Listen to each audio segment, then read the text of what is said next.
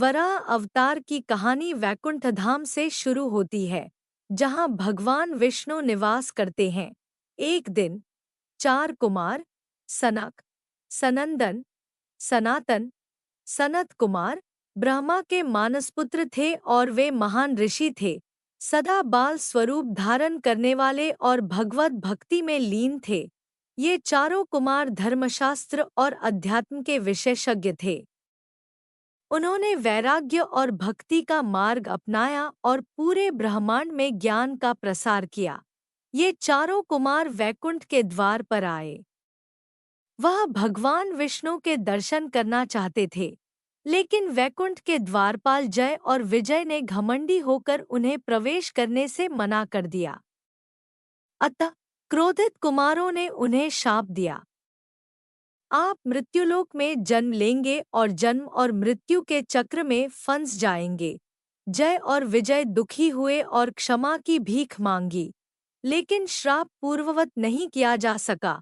तब भगवान विष्णु प्रकट हुए और दो विकल्प दिए, वह 7 जन्मों तक भगवान विष्णु के भक्त के रूप में जन्म ले या 3 जन्मों तक विष्णु के शत्रु के रूप में जन्म ले, जहां भगवान स्वयं उन्हें नष्ट कर देंगे। चूंकि जय और विजय जल्दी वैकुंठ वापस जाना चाहते थे, इसलिए उन्होंने दूसरा विकल्प चुना। इसी श्राप के कारण वह पहले जन्म में राक्षस के रूप में हिरण्याक्ष और हिरण्यकशिपु के रूप में पैदा हुए। देवता और दैत्य दोनों ही महान ऋषि कश्यप मुनि के वंशज हैं। कश्यप मुनि ब्रह्मा के मानस पुत्र थे और उनकी कई पत्नियों में दिति और अदिति प्रमुख थी। अदिति से देवता उत्पन्न हुए, जबकि दिति से दैत्य उत्पन्न हुए।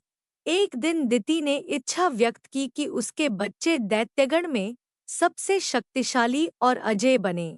उन्होंने कश्यप मुनि से प्रार्थना की ताकि वे महान और अपार बलशाली पुत्रों को जन्म दे सकें। इस संध्या समय अर्थात संध्याकाल की प्रार्थना थी, जिसका अनुष्ठान अशुभ माना जाता है। कश्यप मुनि ने दिति से कहा, हे दिति, तुम इस समय अनजाने में याचना कर रही हो, जिससे तुम्हें असुर गुणों से युक्त संतान उत्पन्न होंगे। लेकिन दिति जिद कर रही है।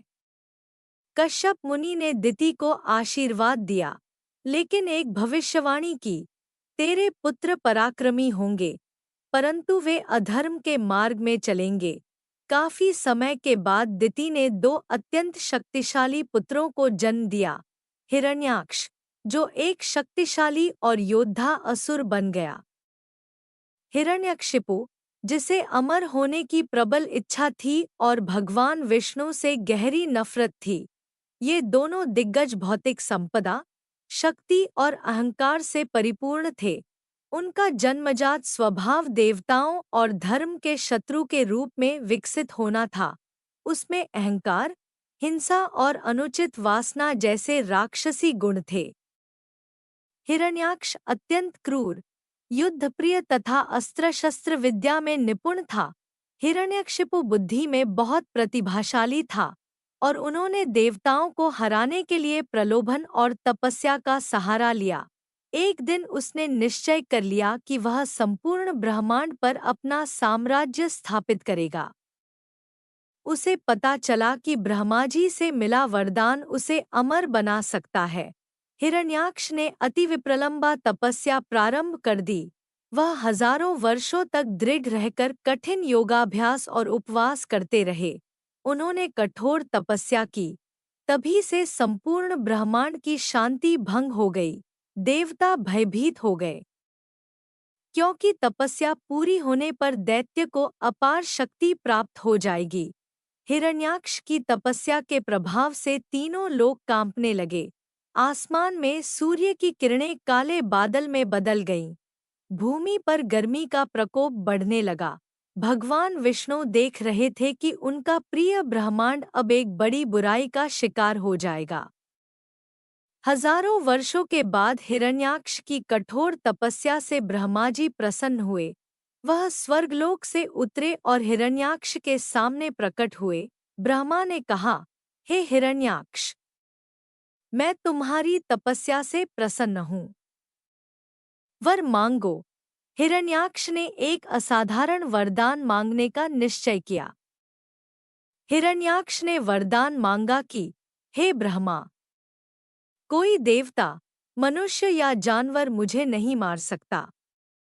मैं अमर होना चाहता हूँ। ब्रह्मा जी असमंजस में थे, क्योंकि किसी भी जीव को पूर्ण अमरत्व नहीं दिया जा सकता। वे जानते थे कि यह राक्षस भविष्य में भयानक विनाश लाएगा। तो ब्रह्मा ने एक चतुर वरदान दिया। कोई भी देवता, मनुष्य या सामान्य जानवर तुम्हें नहीं मार पाएगा, लेकिन शूवर, वराह के माध्यम से तुम्हारा विनाश संभव होगा। हिरण्याक्ष गर्व से भर गया और हंसते हुए बोला, कहीं कोई शूवर मुझे हरा सकता है? यह असंभव है। उसने मान लिया कि कोई शूवर या जंगली शूवर उसे मारने के लिए धरती पर नहीं आएगा। हिरण्याक्ष ने मन में सोचा कि मैं अजेय हो गया हूँ। वरदान प्राप्त करने के बाद हिरण्याक्ष अपनी अपार शक्ति का दुरुपयोग करने लगा। अब वह तीनों लोकों पर विजय पाने के लिए निकला और पूरे ब्रह्मांड में तबाही मचा दी।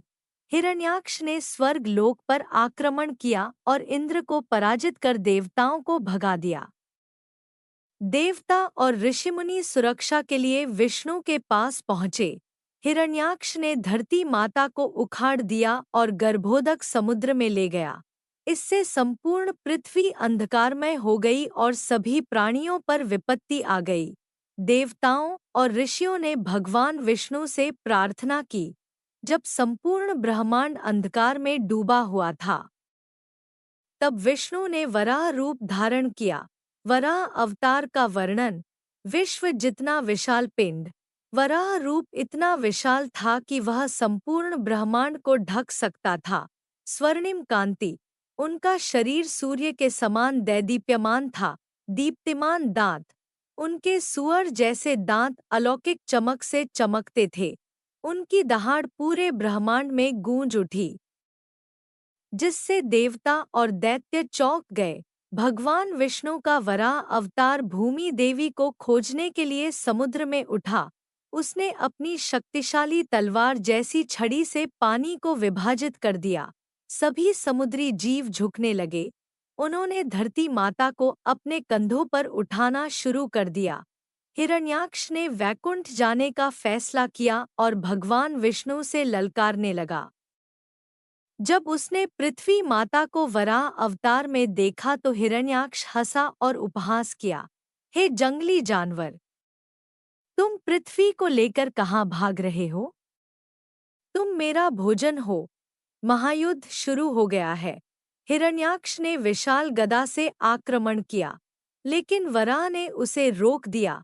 हर हथियार और चाल विफल। हजारों वर्षों तक युद्ध चला।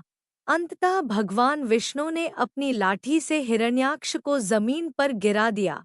एक और घाव बना और हिरण्याक्ष मर गया। देवताओं ने की विजय की घोषणा। वराह अवतार ने धरती माता को उसके स्थान पर स्थापित किया। भूमि देवी ने भगवान विष्णु को प्रणाम किया। वराह अवतार का धार्मिक महत्व। धर्म, सत्य और अधर्म, झूठ के बीच लड़ाई।